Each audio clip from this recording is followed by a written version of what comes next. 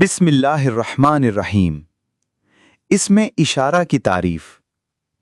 اس میں اشارہ وہ اسم ہے جو کسی شخص، جگہ یا چیز کی طرف اشارہ کرنے کے لیے استعمال کیا جائے۔ مثال کے طور پر قرآن پاک میں اس میں اشارہ کی مثالیں: 1. ذالک الکتاب لا ریب فیہ، البقرہ 2۔ ترجمہ: یہ وہ کتاب ہے جس میں کوئی شک نہیں۔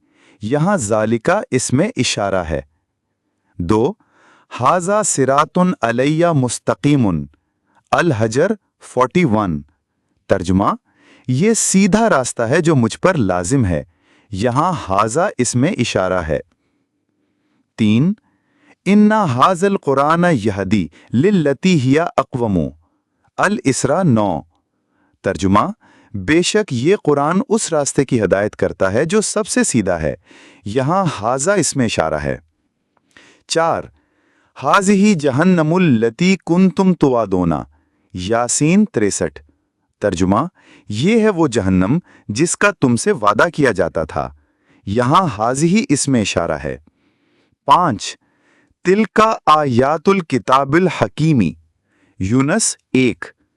ترجمہ: یہ ہیں اس حکمت والی کتاب کی آیات۔ یہاں تلک اس میں اشارہ ہے۔ 6. تلک حدود اللہ فلا تقربوها، البقرہ 187۔ ترجمہ: یہ اللہ کی حدیں ہیں، ان کے قریب نہ جاؤ۔ یہاں تلک اس میں اشارہ ہے۔ 7. ہؤلاء بناتی ہن اطہر لکم، ہود 78۔ ترجمہ: یہ میری بیٹیاں ہیں، یہ تمہارے لیے زیادہ پاکیزہ ہیں۔